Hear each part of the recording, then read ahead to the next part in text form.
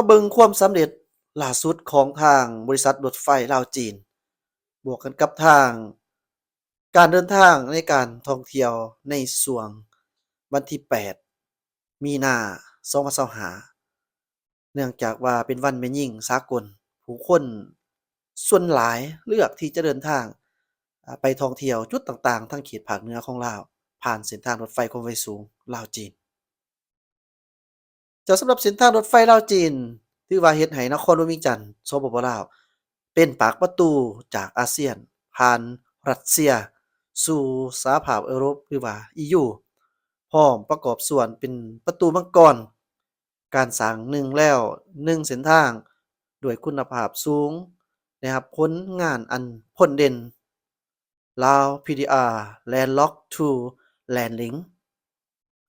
วันที่4มีนาคม2025ข้อมูลจากทางกลุ่มบริษัทรถไฟลาวจีนสาขาคุนหมิงนับแต่เส้นทางรถไฟลาวจีนได้เปิดให้บริการจนมาฮอดท้ายเดือนกุมภาพันธ์ปี2025นี้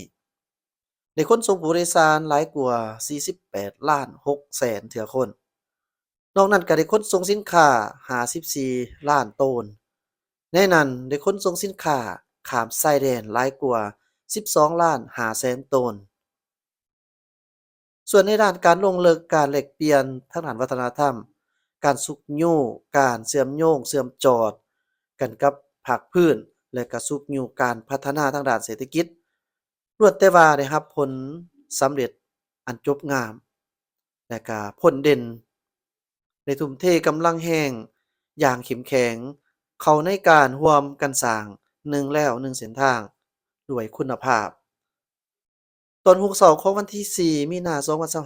2025ขบวนรถไฟสายด่วนแม่น้ำลานช้างแม่น้ำโขงที่แล่นตามทางรถไฟลาวจีนได้บรรทุกหมากทุเรียนและหมากกล้วยเต็มตู้คอนเทนเนอร์เดินทางไปฮอดสถานีหวังเจียหญิงตะเวนตกนครคุนหมิง พร้อมกันนั้นเครื่องไฟฟ้าอัจฉริยะที่ผลิตจากเขตสามเหลี่ยมแม่น้ำยางซีเกียงแม่น้ำยางซีเกียงและอาหารสีเขียวของยูนนานกำลังขึ้นขบวนรถไฟเที่ยวกลับเพื่อขนส่งไปสู่นครหลวงเวียงจันทน์ของลาวนี่ก็ได้แสดงให้เห็นว่าเส้นทางรถไฟลาวจีน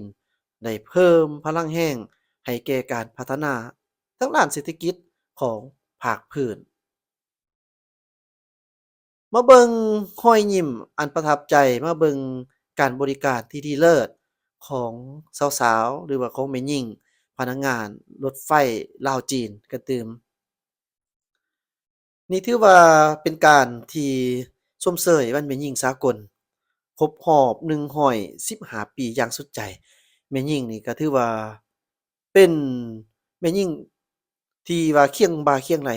กันกับเพศชาย ถือว่าได้มีการประกอบส่วนอันต่างหน้าบ่ว่าจะเป็นทั้งภาระครอบครัวก็คือสังคมประเทศชาติแม่นหญิงล้วนแล้วแต่ว่ามีบทบาทในการสร้างสรรค์เศรษฐกิจภายในครอบครัวหรือของชาติ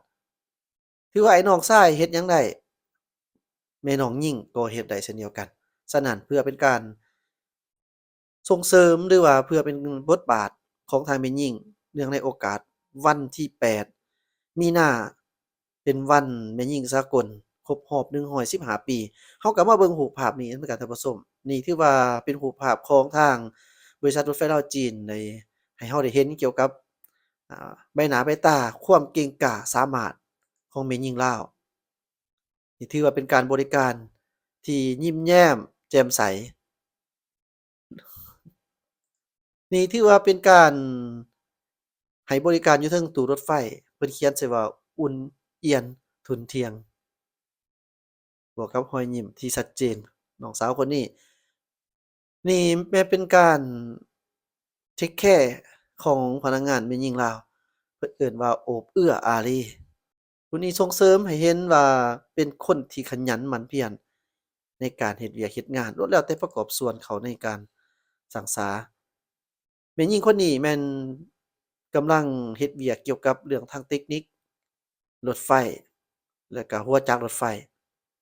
เพิ่นว่าเด็ดเดี่ยวอาจหาญส่วนแม่หญิงผู้นี้แม่นกำลังเอาผ้าบังบ่อนกระจกรถไฟข้างรถไฟขึ้นเพิ่นเขียนใส่ว่าความอดทนบากบั่นส่วนสามสาวนี่แน่นอนยืนต่อหน้ากับทางข้างรถไฟสง่างามสุดก็แบบสไตล์แบบลาวๆผสมผสานเล็กๆน้อยๆกับจีนเนื่องจากว่าเป็นการหุ้นส่วนงามแบบบ่เบื่อเจ้าท่านผู้ชม ส่วนนี้แม่นเป็นพนักงานที่เฮ็ดเวียกร่วมกันเนาะบ่ว่าจะเป็นทั้งพวกสร้างเทคนิคบ่แล้วก็แม่หญิงที่ว่าเฮ็ดเวียกอยู่ในโครงการนั่นแหละเพิ่นเอิ้นว่ามีความสามัคคีจากท่านผู้ชมนี่ล้วนแล้วแต่ว่าเป็นภาพที่ให้เราได้เห็นเกี่ยวกับแม่หญิงมีบทบาทในการที่มีส่วนร่วมของในการสร้างสรรค์พัฒนามาเบิ่งอีกเนาะท่านผู้ชม ประกาศหาผู้ที่ว่ามีความสนใจที่อยากเฮ็ดเวียกนำทางบริษัทรถไฟลาวจีนเพิ่นก็เปิดโอกาสอยู่เด้อมาเบิ่งนำกันว่าเพิ่นต้องการบุคคลประเภทแบบใดโดยทางบริษัทลาว China Railway Company Limited หรือว่าบริษัทรถไฟลาวจีนนั่นแหละก็แม่นประกาศรับสมัครพนักงานประจำศูนย์คุ้มครองบัญชาการที่นครหลวงเวียงจันทน์บริษัททางรถไฟลาวจีนจำกัดจำนวน72ฐาน สำหรับเงื่อนไขของผู้สมัครแม่นเป็นคนสัญชาติลาวโดยพื้นฐานอายุบ่เกิน29ปีสามารถฟังอ่านเขียนภาษาจีนได้จะพิจารณาเป็นพิเศษ2ปฏิบัติตามระเบียบกฎหมายบ่เคยมีคดีอาญาดูหมั่นมีความอดทนต่อความลำบากมีความสามัคคีสามารถร่วมมือกับเพื่อนร่วมงานได้ สามารถปรับตัวเข้ากับสภาพแวดล้อมในการเฮ็ดเวียกงานภาคสนามและเฮ็ดเวียกกลางคืนได้เวียกกะกลางคืน3มีได้รับวีซาเฉพาะและวุฒิการศึกษาสอดคล้องกับความต้องการของหน้าเวียกรถไฟ4มีสุขภาพดีเกณฑ์ของสายตาอยู่ในระดับ5.0ขึ้นไปบ่เป็นพยาธิตาบอดสีหรือยินเสียงปกติบ่มีประวัติพยาธิซ้ำเหื้อหรือพยาธิติดต่อ5ซื่อสัตย์และเชื่อถือได้มีจรรยาบรรณต่อเวียกงาน สามารถปฏิบัติตามกฎระเบียบการคุ้มครองการจัดตั้งของบริษัทมักฮักในการเวียกงานรถไฟมีความตั้งใจที่จะเฮ็ดเวียกรถไฟในระยะยาว6สามารถปฏิบัติตามการสัญญาการซับซ้อนหน้าที่ตำแหน่งงานสถานที่เฮ็ดเวียกตามที่บริษัทรถไฟลาวจีนจำกัดและศูนย์ที่ขึ้นกับอ่าซับซ้อนมอบหมาย สามารถปรับตัวเข้ากับสภาพแวดล้อมการเฮ็ดเวียกและความต้องการเวียกของแต่ละตำแหน่งงานรถไฟพนักงานที่รับแม่นประจำภาคสนามบริษัทรับผิดชอบการกินนอนทั้งหมด7สำหรับครอบครัวที่ทุกข์ยากครอบครัวที่มีผลกระทบจากการก่อสร้างทางรถไฟลาวจีนเขตทางไกลโศกดีและอื่นๆที่มีเงื่อนไขตามตำแหน่งงานแม่นจะพิจารณาเป็นพิเศษ 8ผู้สมัครต้องสนองเอกสารมีดังนี้1ประกอบแบบฟอร์มสมัครเข้าไปเป็นพนักงานของบริษัทรถไฟลาวจีน2ใบยังยืน HSK ถ้ามี3ใบประกาศและใบคะแนน4สำเนาบัตรประจำตัวหรือพาสปอร์ตที่ว่ายังบ่ทันหมดกำหนด5ใบยังยืนที่อยู่แล้วก็ใบแจ้งโทษ6ถ้าแม่นครอบครัวที่ดินที่ว่าจะได้ถือผลกระทบจากโครงการเส้นทางรถไฟลาวจีนครอบครัวทุกข์ยาก แม่นให้ประกอบใบยั่งยืนคัดติดนำใบสมัครงาน7พนักงานของบริษัทรถไฟลาวจีนแม่นบ่อนุญาตให้สมัครใหม่สวัสดิการ1เงินเดือนประกอบมีเงินเดือนพื้นฐานเงินประเมินผลเงินประสิทธิภาพเวียกงานเงินอุดหนุนและก็เงินรางวัลประเภทต่างๆ2ระยะทดสอบงานหรือว่าระยะทดลองงานแม่น2เดือน ระยะฝึกหัดตัวจริง2-5เดือนส่วนระยะฝึกหัดเวียกตัวจริงแม่นว่าจะได้รับเงินเดือนพื้นฐานเงินประเมิน90% 3หลังจากได้ประจำตำแหน่งงานสมบูรณ์แล้วแม่นก็จะได้รับเงินเดือนพื้นฐานเงินประเมินผ ผล100%อาจจะได้รับเงินอุดหนุนแต่ละรายการเงินประสิทธิภาพเวียกและก็สวัสดิการอื่นๆอีกตามตำแหน่งงานเงินเดือนแต่ละเดือนอิงตามการปฏิบัติการเข้าออกเวียกการแสดงออกในการเฮ็ดเวียกผ่านการประเมินแล้วจ่ายเงินเดือนประจำเดือน 4. พนักงานสมทบเข้าประกันสังคม 5.5% บริษัทจ่ายสมทบอีก 6%และมอบพันธะกรรายได้ส่วนบุคคล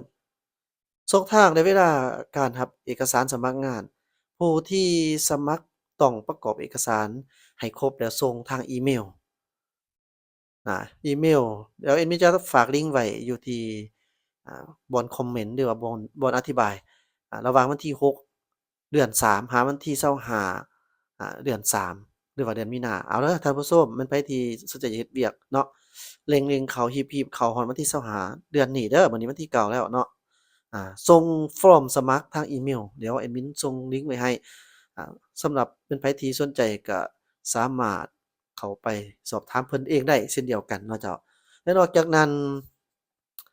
สามารถยื่นแบบฟอร์มใบสมัครงานทางออนไลน์แล้วก็เขียนแบบฟอร์มสมัครยื่นตัวจริงด้วยกงไผสะดวกแบบใดก็เฮ็ดแบบนั้น2ผู้ที่สมัครควรกวดเอกสารให้ดีมั่นใจว่าข้อมูลที่ประกอบและเอกสารที่ได้ส่งนั้นถูกต้องครบถ้วนถ้าพบว่าข้อมูลใดเอกสารใดที่ใบสมัครงานบ่เป็นความจริงแม่นบริษัททางรถไฟ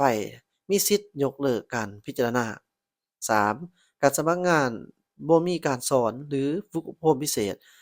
บ่ได้มอบให้สถาบันอื่นดำเนินการ ผู้สมัครงานควรมีสติระวังเพื่อหลีกเลี่ยงการถูกหลอกลวง 4. ผู้สมัครงานต้องเปิดเบอร์โทรศัพท์ของตนเองและก็รับประกันให้สามารถติดต่อได้ในตลอดระยะสมัครงาน